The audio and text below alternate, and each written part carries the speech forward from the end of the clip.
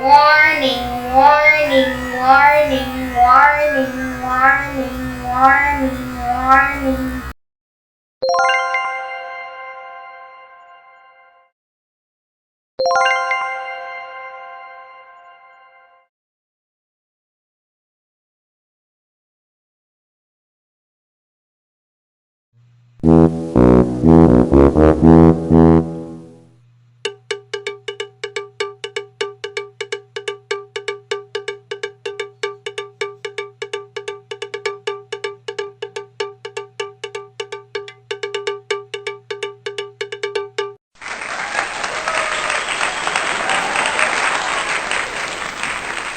Well, well, well. Narito na naman po tayo. Itong yung kahuntahan. Kuya Clerdy po. Ngayon ang ating pag-uusapan. Lubhang nakakatakot. O yung senaryong ayaw mong mangyari. Ang sasabihin ko sa inyo ay sinabi rin sa akin. Ito yung iba pang mga bagay na sinabi sa akin ng Supremo. Ang sabi niya, huwag ko raw itong sabihin hanggang hindi pa oras o hindi pa tama ang panahon. Maaari ko lamang itong ikwento o sabihin kahit kanino kapag naaalarma na ang mga kinauukulan tungkol sa mga pinominang nangyayari sa ating mundo.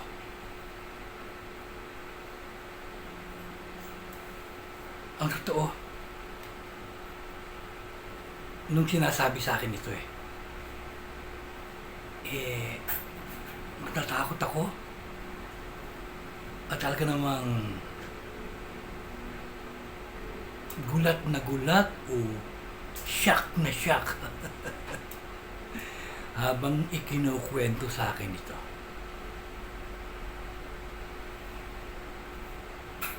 Ayon sa Supremo na nakausap ko,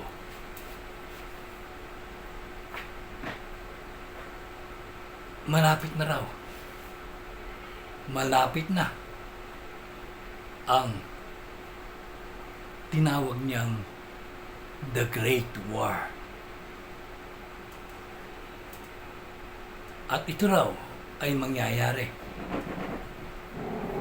sa buong solar system. Kasama na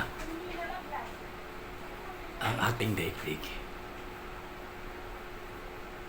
Madalas kong sabihin sa inyo na tigilan na ang digmaan.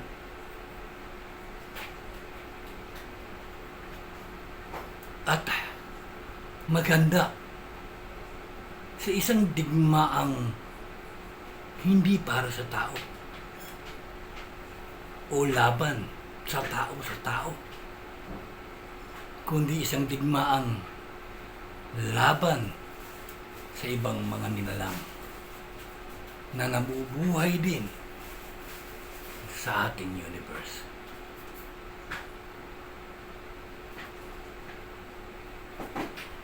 Noon pa man, dinadayo na tayo ng iba-ibang mga alien o mga nilalang sa iba-ibang dako ng universe. At maraming patunay sa mga bagay na yan. Subalit hindi binibigyan ng pansin ng pamahalaan o ng gobyerno ng bawat bansa ang nangyayaring ito.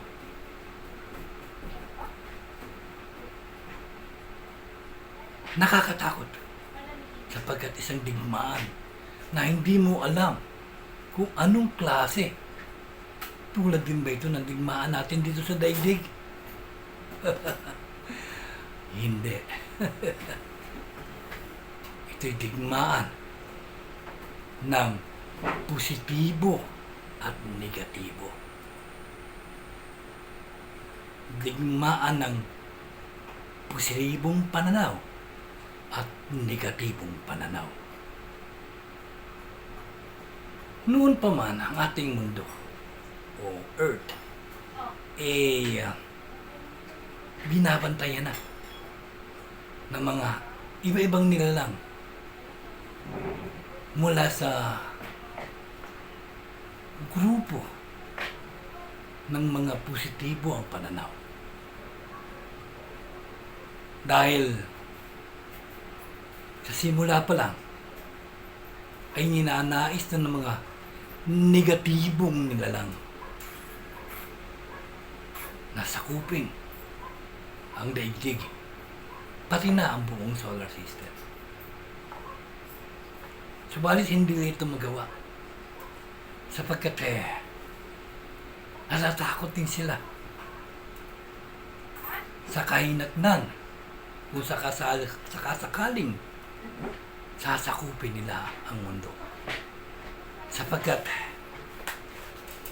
ayon sa Supremo ay tayo'y binabantayan ng mga matataas na uri na nilalang o mas mataas ang kanilang uri ng sibilisasyon kesa sa atin. Ang sabi nga nasa ikatlong bahagi pa lang tayo ng ating sibilisasyon. Samantalang sila ay nasa ikasampu na, ikasyam, ikawalo ang antas ng kanilang sibilisasyon na talaga namang mataas na.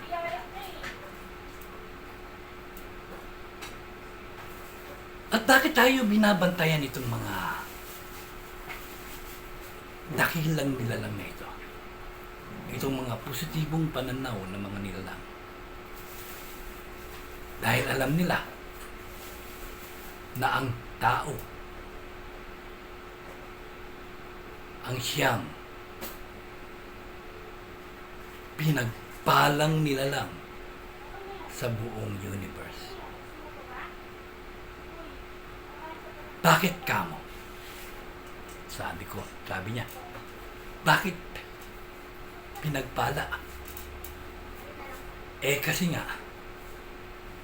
hindi lamang sa intelihensya o kaalamang pisikal ang abot ng tao, kundi abot din ito ang kaalamang pang-espiritual na sila'y wala sa kanila. Tayo lang ang meron. At ayon sa Supremo na sa 1,000 katao na namubuhay, 1,000, merong 30% ang mataas ang kaalaman sa espiritual. So, ibig sabihin, sa 1,000 katao, nawari sa isang kwarto, meron dong 300 na katao na may mataas na espiritual na kaalaman na hindi nila alam.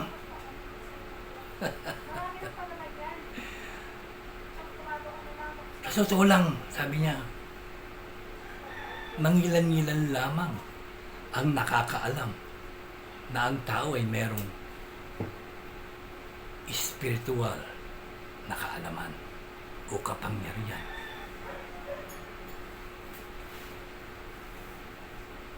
Dahil nga mababa pa ang ating sibilisasyon kung ikukumpara doon sa mga nagnanais na sakupin ang ating planeta at gawin tayong mga alipin na mga nilalang na ito.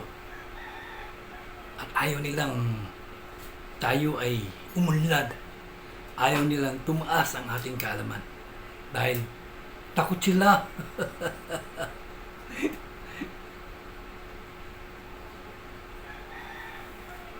Kaya sa simula pa lang, marami nang nakikita ang mga tao na mga UFO o mga bagay na kakaiba sa space na hindi maipaliwanag.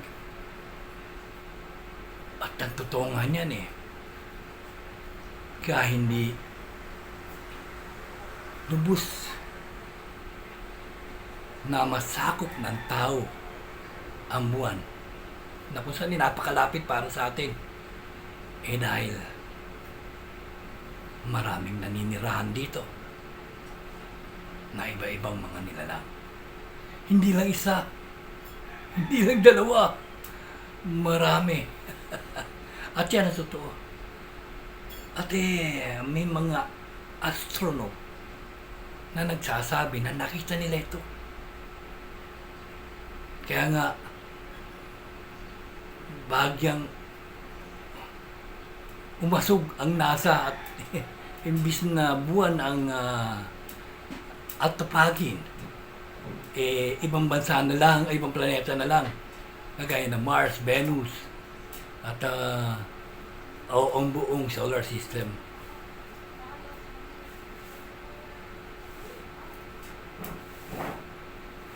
Nakakatakot ang mangyayari dahil isang digmaan na hindi natin alam kung paano natin didigmain ang mga nilalang na ito. Ang sabi sa akin ng Supremo, ang ating daw sandata ay higit sa kanila. Unawaan nyo? Ang sandata raw ng sangkatauhan o humanity ay mas mataas kaysa sa kanilang mga sandata.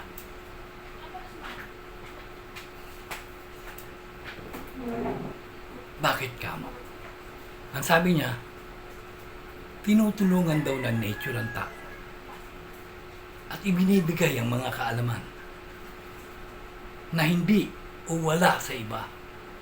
Kahit pa ba nasa kanilang antas ng sibilisasyon ay nasa ikasampu ay hindi pa rin nila kayang pantayan ang kaalamang armas upang digmaan ang ating planeta. At bunga nito, dahil ito nung ikatlong digmaang pandaigdig. I'm sorry. Ikalawang digmaang pandaigdig. Unang ginamit ito sa Japan. At talaga namang lumupig at tumurog sa maraming nilalang. At ito yung nakita nila. Kaya, on that time, gusto nilang girahin ang mundo. Pero nung nakita nila ito, natakot sila at umurong. Isa pa, binabantayan din tayo ng mga posibleng nilalang. Hindi ko nga alam kung anong may tawag sa kanilang bawat hindi naman sinabi sa akin. Para bang yung NATO, ganon. United Nations, samahan ng mga planeta, samahan ng mga kung ano-ano. Parang ganon. Pero hindi niya sinabi kung anong pangalan ng samahan ito. At dahil kasing taas na rin ng mga negatibo ang kaalaman ng mga positibo, nakahanda na sila para digmain ang buong solar system. Lingid daw sa kaalaman ng tao kasi nga nasa ikatlong bahagi pa lang tayo ng ating sibilisasyon. Bakit kamo? Sa totoo lang, noon pa,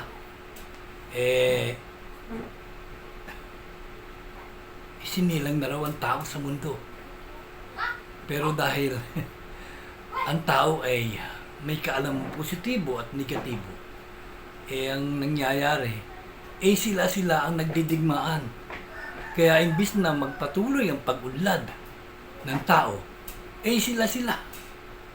Kaya naman, nawawala ang kanilang lahi. At lumilipas ang panahon ay muli na naman itong mabubuhay. At sa totoo nga, ang sabi niya sa akin, ika-4 daw na bahagi o ika-4 na pagsilang ang tao ngayon na nangangamba nga rin siya na baka digmaan. Kasi nga dahil sa kaalaman itong positibo at negatibo. Mahirap mang ipaliwanag pero yan ang kanyang pagkakasabi. Ang sabi niya, pag nakahanda na raw o naniligalig na raw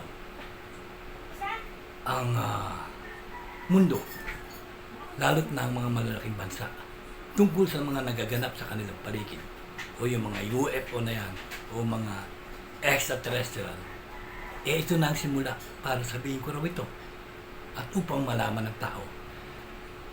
Ito'y upang bigyang babala ang buong mundo.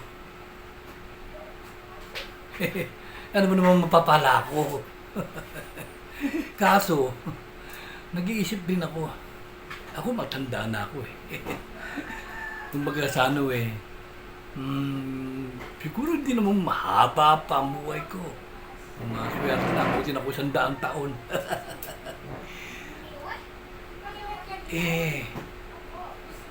Wala rin naman ng yan. Kung sa akin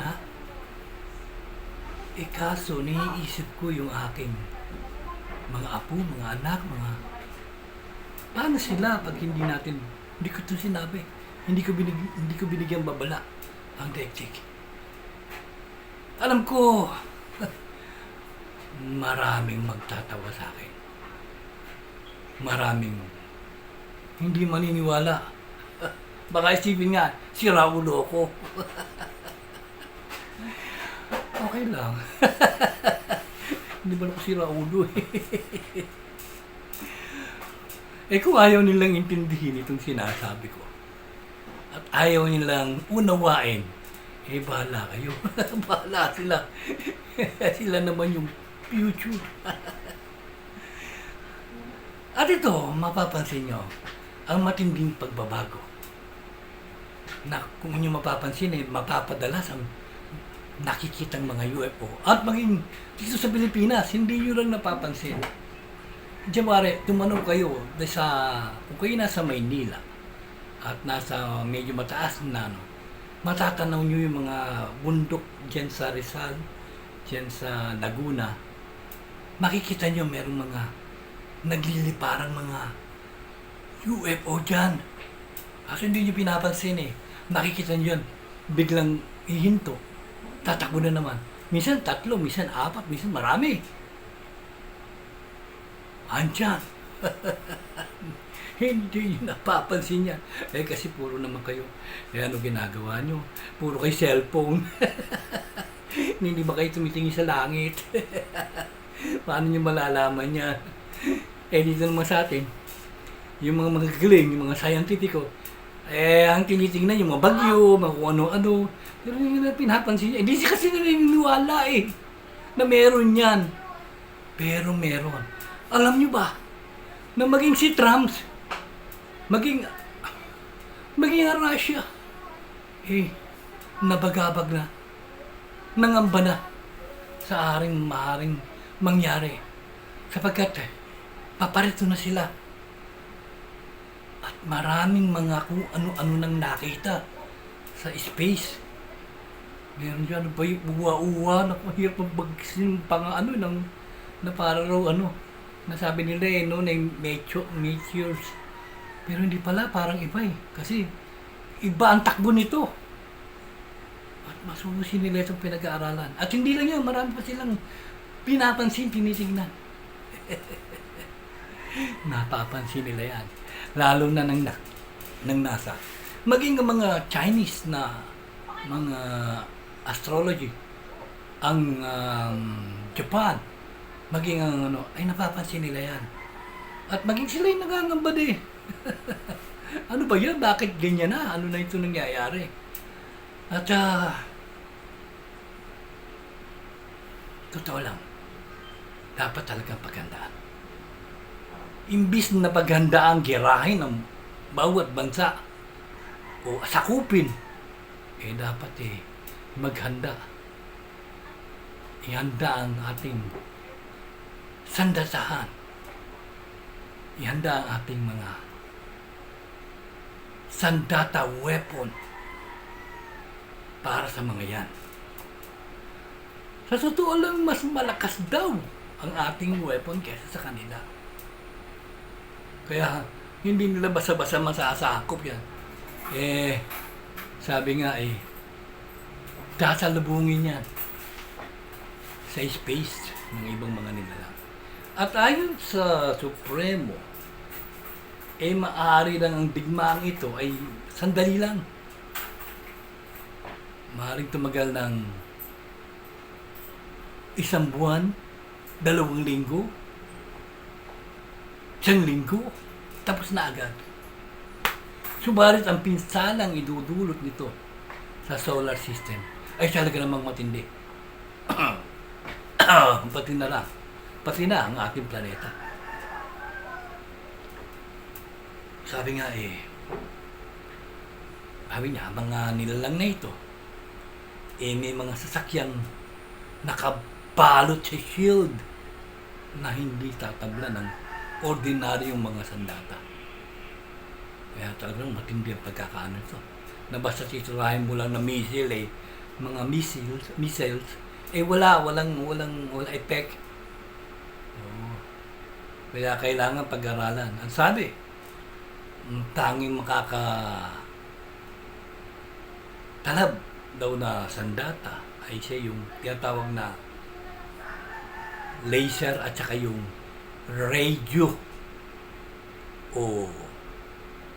tawag nito, makalimutan ko na tuloy. Laser saka radioactive lights. Isang matinding lights na maaring makapenetrate sa kanilang mga shield. Sabi niya, kapag nabahala na ang mga bansa tungkol sa bagay na ito, malapit na raw. Maaring 5 taon, 10 taon, 20 taon, ay mangyayari ito. O 25 taon, basta mangyayari sa hinarap. At talagang dapat na paghandaan ito ng sangkatauhan. Gayunpaman,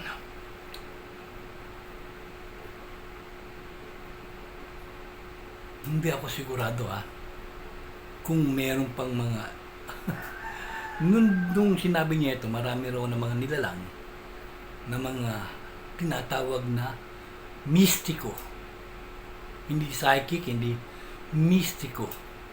Ang mga taong may kakayahang kontrolin ang hangin, ang ulan, ang tubig, ang apoy. Itong mga taong ito ay tinatawag na mistiko. Marami pa nung bata pa ako Pero matatanda na raw.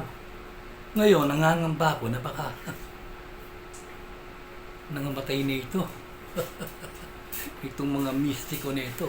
Dahil ilang taon na yun Sabing ganun karamihan daw yung mga matatanda na nasa 70 to 90 years old. Inaantabayanan nila. Ang sabi naman ng Supremo,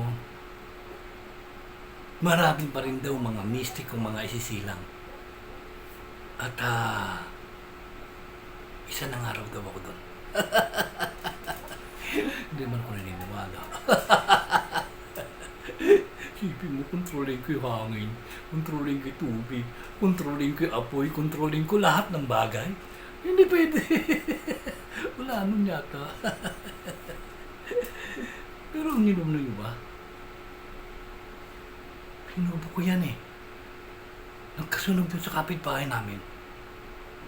Sabi ko, ginamit ko yung kuno. Parang magic. Hindi ka nalalabas ang apoy. Diyan ka na lang. At yan lang ang masusunog, hindi na iba. Mamasakay nyo. Yun nga lang ang nasusunog. Saka nung dumating yung bumbero, isipin mo 1 oras bago dumating.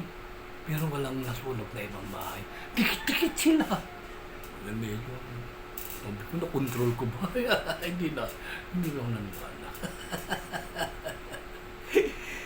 Marami. Bisa sinusubukan ko eh. Yung signal number 5 na bagyo. Na huwag tumuloy sa Maynila o sa Metro Manila.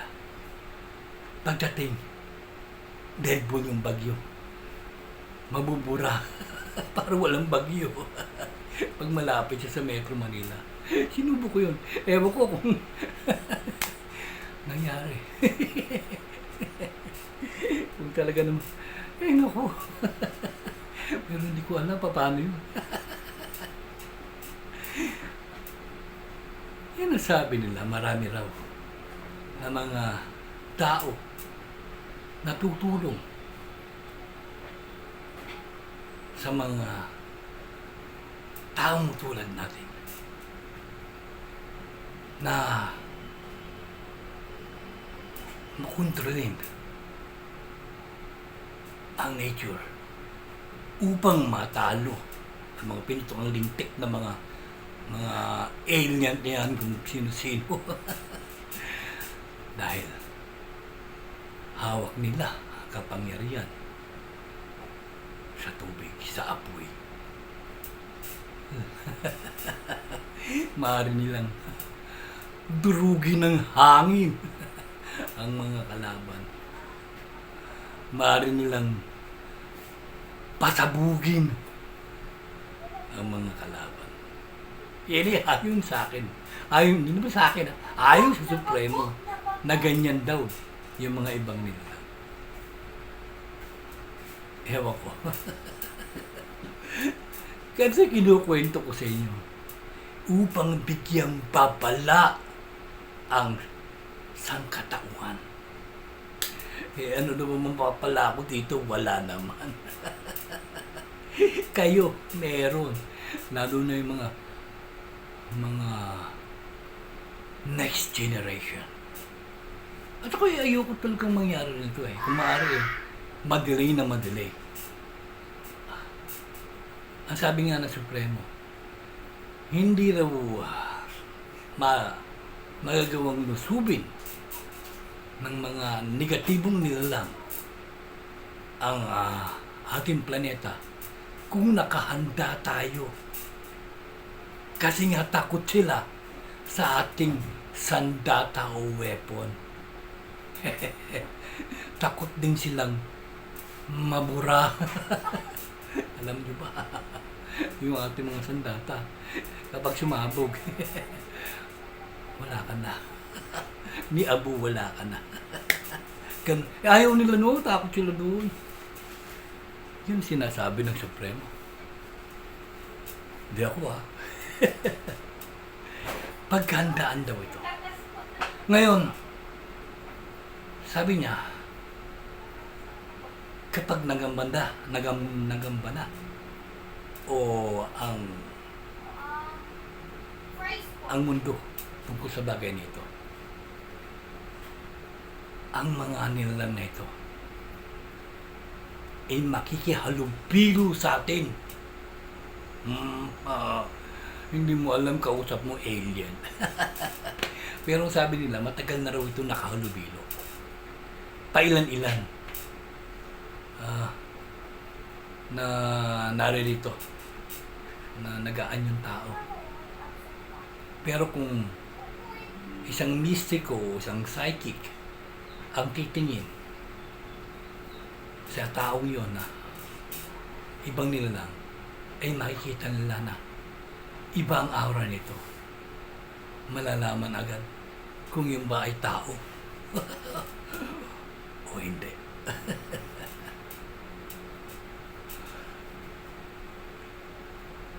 Hindi rin tayo pababayaan ng mga positibong nilalang na noong pa man, libong taon na, milyong taon na, nakabantay sila dito sa atin. Kasi nga maraming mundo. Pero itong mundo natin andi dito. Napakaraming nilalang dito. At hindi lang nila, basta nilalang, kundi mga entities, napakarami. Naniwala ba kayo sa kapre? Naniwala ba kayo sa mga maligno? Naniwala ba kayo sa mga duwende? Meron dito sa mundo natin. Sa kanila wala. Andito nakatira. At alam niyo ba kung sakasakali mangyari sinasabi kong Great War, tutulong ang mga ito. Kasi dito sila nakatira sa mundo. And that will happen. Sabi ng Supremo, hindi lamang ang physical na kaalaman ang tataas, kundi maging ang spiritual na kaalaman ng tao. At unti-unti raw mamumulat. Pero pag sinasabi ko ito, hindi ako walang naniniwala. Pinagtatawanan ako. At totoo nga, yung mga nagsusubscribe sa akin hindi na nga ako pinapanood yata kasi hindi siya naniniwala sa sinasabi ko. Ay, nako. Ano naman ba? Okay lang naman, di sila maniwala. Sino bang mawawala? Ay, nako. Sabi ko nga, meron akong estudyante. Medyo may edad na babae. Sabi niya, turuan mo naman ako. Master? Sabi niya, master tawag mo sa akin Master tawag na hypnotismo. Saka pagbasa ng aura. Sabi ko, saan mo gagamitin? Basta gusto ko lang. Hindi pwedeng ganun. Hindi pwedeng basta gusto mo lang. Kasi yung mga sinasabi nilang mga kapangyarihan ay magagamit sa masama yan. Ang totoo nga, dapat hindi gamitin yan. At dapat nga yan hindi ginagamit na kahit sino. Gari lamang gamitin yan kung kailangan. Pero para ipagyabang, ako'y isang magician. Ako'y isang mentalist. Ako'y isang psychokinesis. Kinetic energy, alam ko. Ganun, dami yan. Napapagalaw ko yung supa na ba? Ayan, sige, napagalaw mo. Ayan, silbi. Para saan? Pagalaw mo lang, ibig sabihin sikat ka. Ganon. Kaya minsan ayaw ituro talaga ito sa mga ordinaryong tao Kasi nga, ginagamit nilang sa hindi maganda. At isa na nga dyan, si Hitler. Hindi nyo alam. Basta alam nyo, general lang niya, pero may mga nasa likod ng kanyang pagkatao na hindi nyo alam. Minaster ni Hitler yung tinatawag na power of suggestion. Na kanyang salita, very powerful. Meron nga akong tatandaan Today, Germany. Tomorrow, the world. Sinabi niya yun. Yung mga Germans, talaga naman. Ganon ang power of suggestion. Hindi ko sa Pilipinas, meron nagsasabi, gumagamit niya. Ang sabi, magdala kayo ng payong. Magdala ng payong yung mga tao. Ganon katindi. Ganon katindi yung power of suggestion. At saluhin nyo yung laksa-laksang mga grasya. Grasya sa langit. Pero wala naman. Nagawa, maaaring marami, hindi lang yan. Power of suggestion pa lang yan. Master ni Hitler yan. Kaya nga yung mga great man during the early stage of man, sila mga dakilang mga hari, dakilang mga isa paborito ko si Alexander the Great. Maraming yun.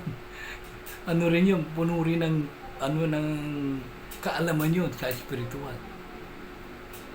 Pero yung huli, hindi niya pinansin yung master.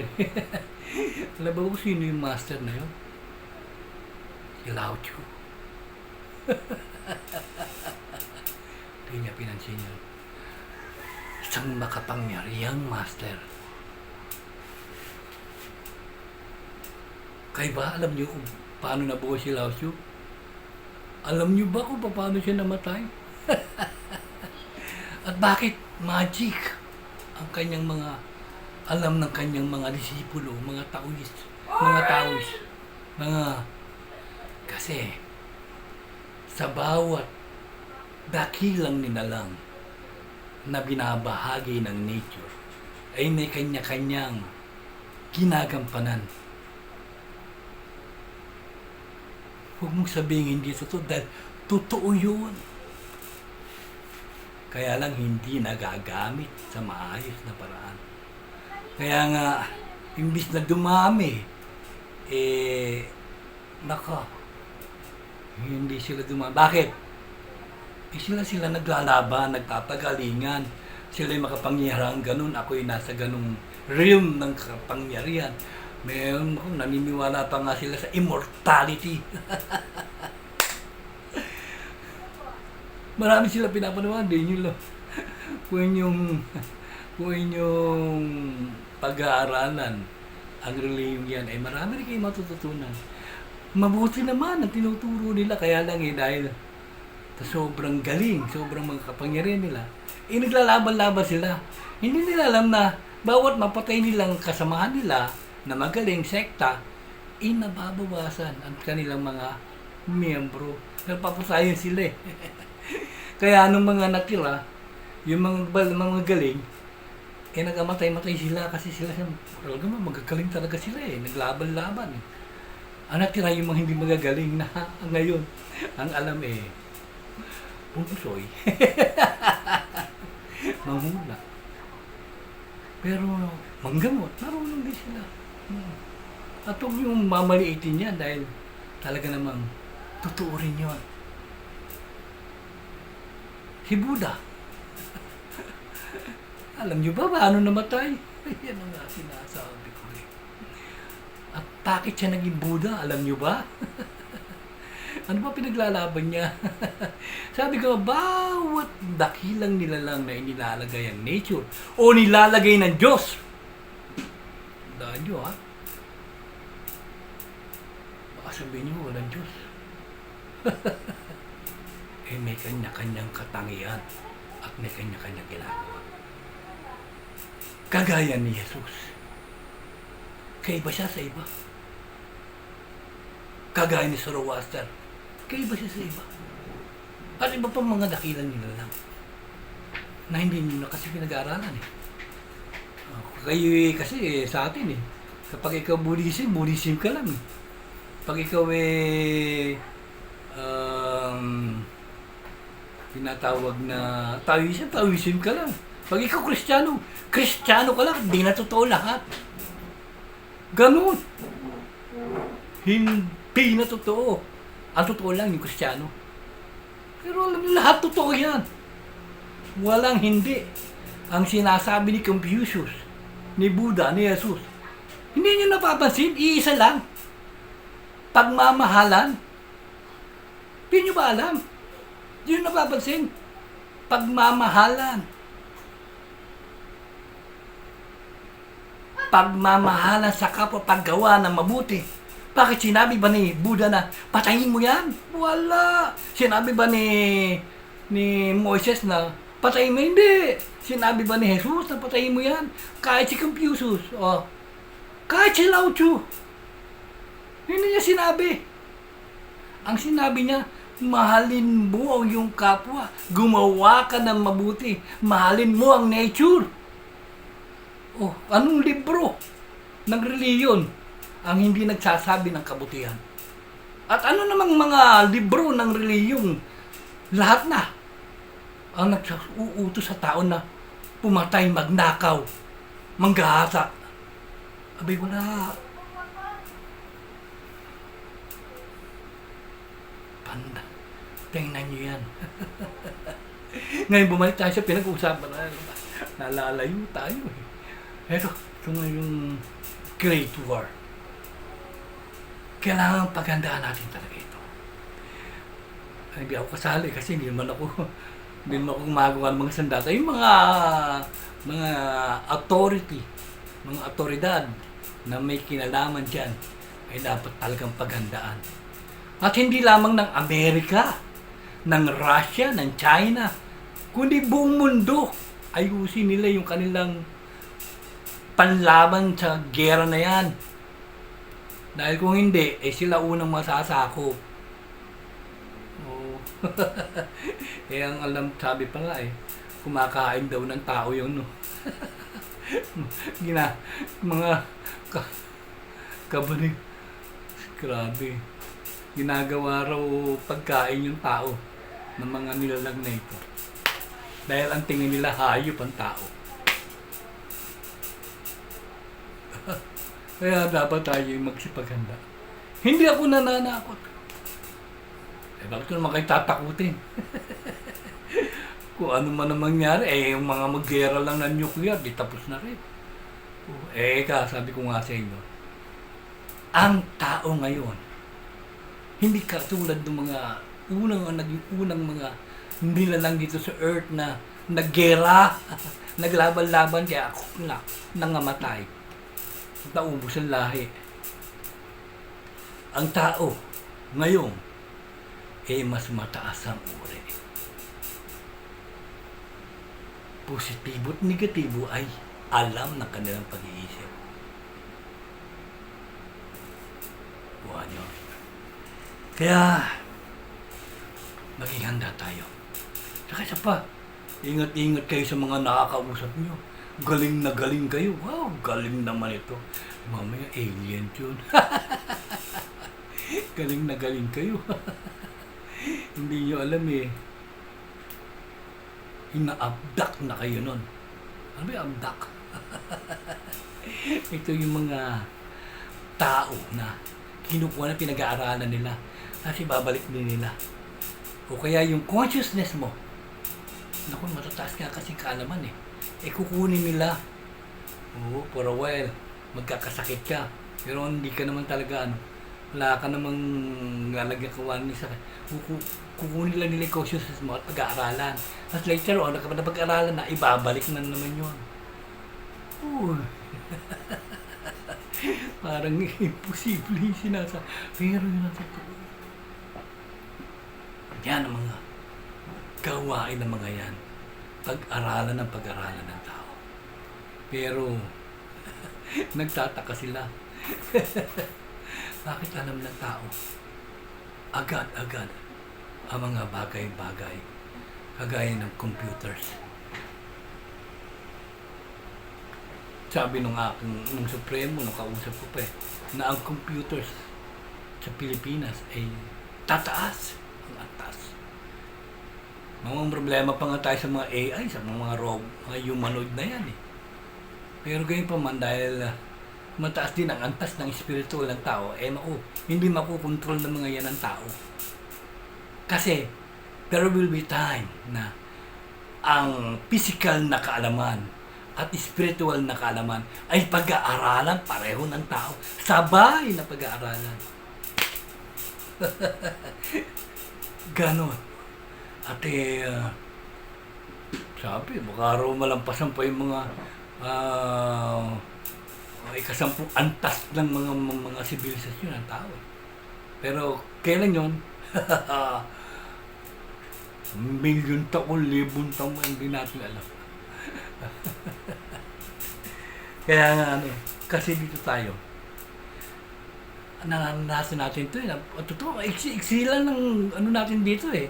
Mahaba na nga yung kalahating centennial na 50 years. Maswerte pag nakalampas pa nga doon. Umabot ng 70, maswerte na, 80.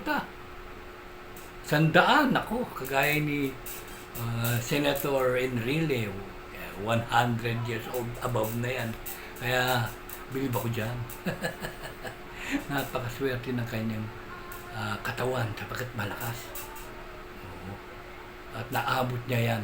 Na, bilib din ako dahil yung kanyang mind, intact pa rin. Natatandaan pa rin niya mga bagay-bagay. At hindi lang tandaan, talagang, siguro nadagdagan pa eh. Gano'n yan si Enrile. At maraming dapat gawin ang tao upang paghandaan ang mga bagay nito. Siguro, papatayin nyo yung gano'n nyo siya o lilipat kaya habang nadaanan nyo itong ko. Ay nako, bahala kayo. Ay, paano nga ba matatalo yun? At paano? O sige, hindi na matatalo dahil mga matataas na Paano natin maiiwasan ng hindi tayo mapatay? Hindi tayo manisgrasya ng mga lintik na yan? O anong gagawin? Eto, sabi niya, ang ilalim daw ng lupa ang pinakamagandang lugar para sa tao sa kanilang kaligtasan. Sabi ko puro bato doon. Sabi ko sa kanya, ano meron doon? Sabi pa nga sa akin, pangaraw ako Sabi niya, di gagawa ng mga lungga, gagawa ng mga box na para matirhan. Bobo pa raw ako. Kasi hindi ko pa man alam nun eh. It was, maiksi pa rin ang kaalaman ko. Alam ng tao kung ano gagawin nila. Sabi. Paano makakaligtas? Paano mga dungeon doon? Kung ano-ano. At lagyan daw ng... Dapat ang tao maglagay ng pagkain doon, kung ano-ano. Maglagay ng mga... Marami. Upang doon tumira for a while. Habang nangyayari yung bigmaan niya. Sabi naman niya, hindi naman tatagal. Matagal na 1 buwan. Sabi niya. Pagkatapos, hindi maaring talunin ng negatibo ang positibong mga nilalang. Laging lamang yung positibo. Pero dito sa mundong ito o sa buong universe, it is universe of positive and negative. Without the negative, without the positive, walang silbi ang mundo o ang universe. Kasi kung walang negatibo, walang positibo, sisindi ilaw? Hindi. Kung walang negatibo, walang positibo, may silang kaya?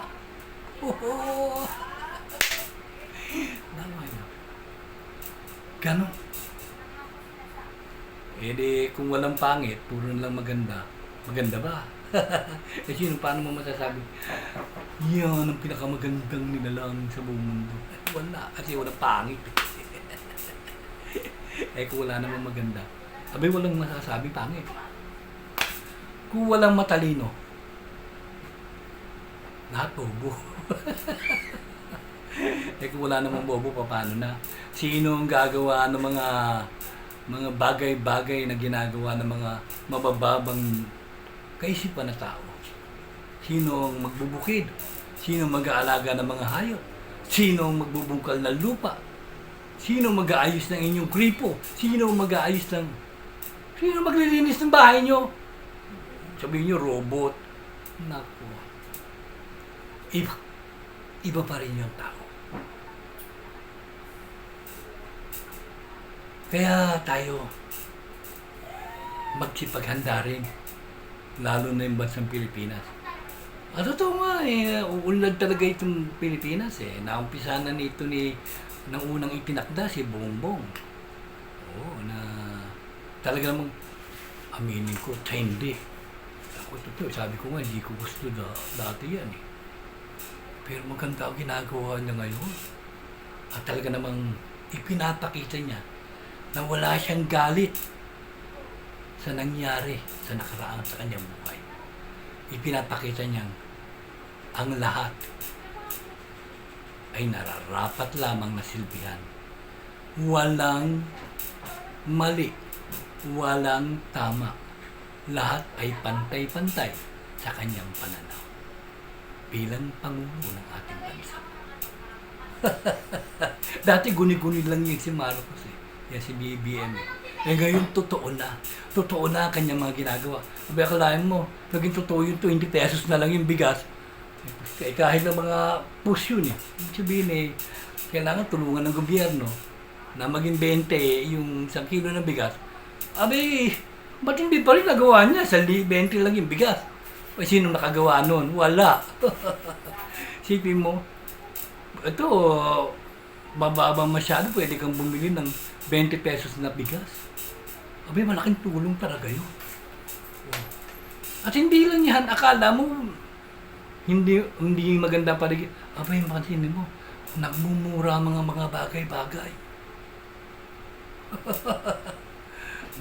Maski cellphone niya, pamura ng pamura di ba?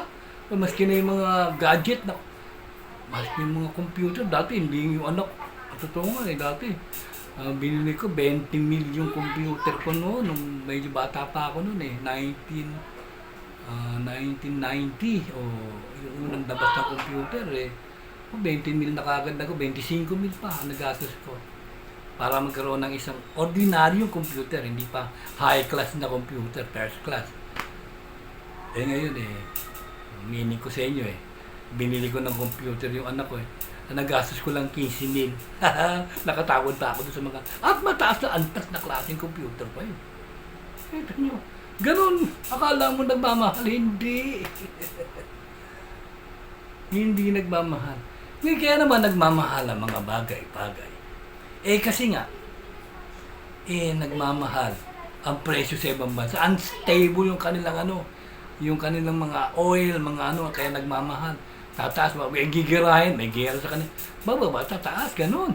Tayo apektado, wala naman kasi tayo nun Pero ngayon, na-discover na meron pala tayo nun.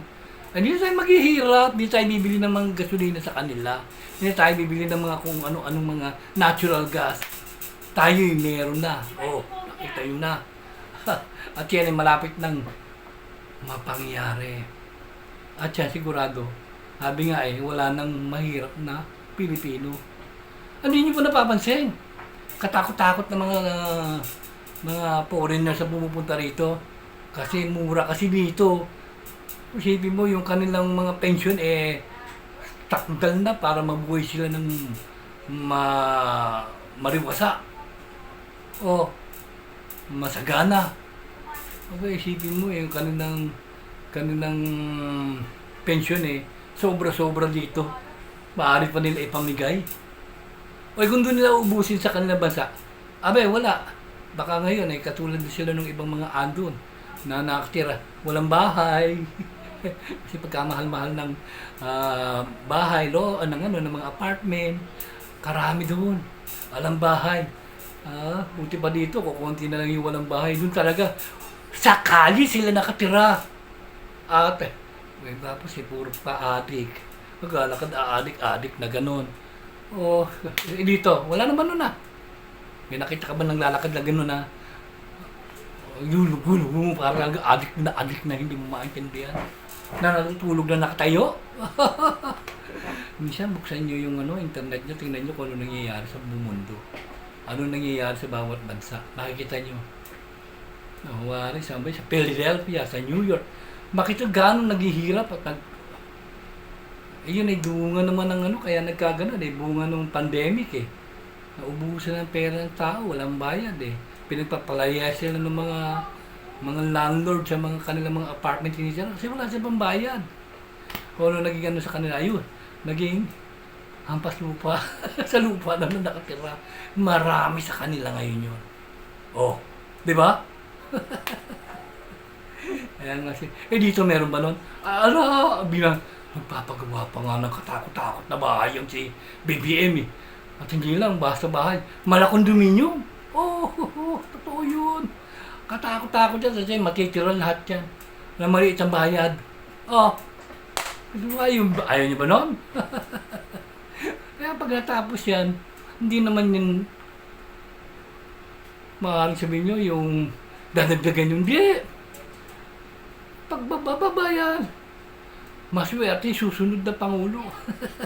Bakit? Eh, bawas na yung utang, ikukunti na lang. Sabi ko nga sa inyo, eh, mga utang natin, eh, taon-taon binabayaran yan. Hindi nyo nababasa. Hindi yun sinisip. Kasi bakit? Puro love affair na. Kundi ko yung bold. Yan pinapanood nyo sa cellphone. O kaya online games at online sabong. Meron pang online na mga casino. Grabe. Yan kaya imbis na mapanood yung mga dapat panoorin, eh hindi napapanood. Na-addict na dyan sa mga online na sugal na yan. Okay, yung online games okay lang yung mga pero nakaka-addict din yan. Pero okay lang kasi hindi naman umuubos ng pera yun eh. Pero itong mga lintik na mga sugal na ito sa online, talaga namang yung meron akong maliit na tindahan eh. Madalas may isang tao madalas sa akin na Gcash. Maya, bakit ka na naman mag-Gcash? Halo eh. Abi ba hindi isang bulto na lang kagad ni Gcash mo, hindi ho. Nalo mo pa pala kasi ito ako. Eh ba't ka ba naglalaro niyan? Eh puro ka naman nanalo naman ho paminsan-minsan. Eh kahit na, magkano lang yan, laki na nasasalo mo. O bili mo nga kaya pagkain sa anak mo yan. Ayaw kong tindihin. Sige pa rin siya sa online game. Sa online na mga sugal na yan. Ay, naku. Tayo, magsipaghanda para sa inaharap. Diba? Bueno, yan ay warning. Hindi lamang sa ating bansa, kundi sa buong mundo. Ngayon, kung hindi ako pakinggan, hindi maniwala sa akin, okay lang. Wala kayo. Bueno, salamat doon sa mga mangilan-ngilan. Mangilan-ngilan na mga nanonood sa akin na yung iba nga pa ulit-ulit pa eh. Very good, very good. Siguro marami na kayong natutunan. Magpunta lang kayo sa akin at marami ako tuturo sa inyo. Naku, kaya lang gamitin nyo lang sa mabuti. Pero pinaka-the best na pag-aralan nyo, paano kayo makapag-heal o makapagpagaling ng tao. Kapag marunong kayo nito, hindi kayo matatakot na malaking gasto sa ospital kasi mag-uumpisa pa lang yung sakit na i-heal nyo na. At yan, tuturo ko yan. Ito pa. Talaga, tuturo ko yan na libre. Libre, walang bayad. Kapag mataga ka lang na pumunta sa akin. Eh ngayon, paano mo makikita? Well, kontakin mo ko. Paano mo makontak? Bahala ka kasi ngayon madali lang kontakin ng tao. Di ba? Madali lang hanap. Makikita, siya ko lang makikita. Ito mo na sa Facebook. Ito mo na sa TikTok. O, di ba? Paano mo siya mo? Di kontakin mo. Eh ngayon, meron mga anong mga chatting pwede mo na siyang i-video chat mo pa nga eh. Kung ano para makakausap mo yung tao. Pero maganda, personal, para malaman. Huwag ka mag-alala. Saka isa pa, huwag kayong maganda. Mahirap lang din ako. Mayaman. Sabi ko nga sa inyo, aanin nyo yan, yaman na yan. Aanin nyo yan, pera na yan. Aanin nyo yung mga naipundar nyo na yan. Uy, mawawala rin kayo sa mundo. Madadala nyo yan. Hindi. O, di ba? Eh di, itulong nyo kaya sa inyong kapwa. Di ba? Well, may nakita kayong bata na matalino, pero di makapag-aral. Eh di, tulungan nyo, pag-aralin nyo. Eh, sobra pera. O hindi, wag na. Pag-aralin niya anak mo. Pag sobra lang naman. Pero alam niyo ba, ang paggawa ng mabuti, sabi nga, pinagpapala na iyong daing pera mong gagamit. Siksik liglig daw nagdarating pa. Totoo naman. Kasi hindi ka mauubusan ng pera. Kapag gano'n ang iyong kabutihang ginagawa na walang malisya, walang selfishness, walang hinahangad na iba, at talagang gusto mo lang tumulong, ay naku, malayo. Bueno, sana may mga maniwala. Sa sinabi ko. Maraming salamat sa inyong panunood. Kung may nanonood nga. Kasi mukhang parang ayaw ko ilabas ng YouTube. Parang iniihipit ako. Alam mo, sa totoo lang lumalabas yata. Sabi nga naman. Yun lang nakaka-subscribe sa'yo, yun na nakakapanood sa'yo. Yung iba hindi. Sabi ko, ganun ba? Hindi naman siguro ganun na YouTube. Na hindi ako pinapalabas sa ibang account na hindi naka-subscribe sa akin. Hindi ako naniniwala pa rin ba. Siguro may sira lang yung kanilang mga computer. Bueno, maraming salamat uli. At sana marami kayo natutunan. Kasusunod, matindi na naman ang pag-uusapan natin. Alam niyo ba, kaya medyo matagal akong kasi pinag-iisip akong maigi yung mga sasabihin ko sa inyo eh. Kasi ang hirap kasi ng pagtawanan. Nagmumukha ko. Minsan pag lumabas ako ng bahay, nakatingin sa akin yung tao.